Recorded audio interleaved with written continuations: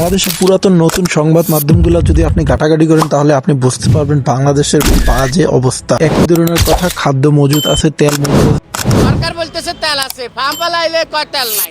প্রতিটা কাজ যেন আগে থেকে প্ল্যান করা। বিশ্বের কোনো প্রান্তে যদি যুদ্ধ লাগে সেই ক্ষেত্রে সেটার প্রভাব পড়বে একমাত্র বাংলাদেশে। এমন কিছু বক্তব্য আমি আপনাদেরকে আজকে শোনাবো। আর এই ভিডিওর মাধ্যমে দুইটা ফাংশনের কথা বলবো। ঈদের সময় সবাই বাড়িতে যেতে পেরেছে, ভাড়া বাড়ে নাই। সব সময় যাই 250 করে, এখন 350 টাকা নিতেছে। উনি বলতেছে সরকার নাকি নির্ধারণ করে দিচ্ছে এটা ভাড়া। ভাড়া বাড়ে নাই। 230 টাকা ভাড়া এখন 350 টাকা চাইতে হয়েছে। পুরো রমজান মাসে দ্রব্যমূল্যের স্থিতিশীল ছিল। তো মনে করে যে পয়সাওয়ালা না, সবাই তো নিম্ন পরিবারের অনেকে আছে, এতটুকু দাম হইলে কিভাবে কিনি? লেবু তো রমজান মাসে বেশি প্রয়োজন শরবতের জন্য। মানুষ কি করে খাজুর খাইব?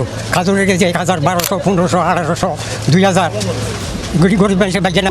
তেলের এত বড় সংকট থাকা সত্ত্বেও তেলের অভাবে কোনো পরিবহন বন্ধ ছিল না। তারা বাঙালির সাথে আর কিছু দেয়, তেলের অভাব নাই, অথচ মুখগুলো পান ঢাকা শহরের মধ্যে। আমরা কি তাদের ফাজলামো করার জন্য আমরা ভোট দিছি?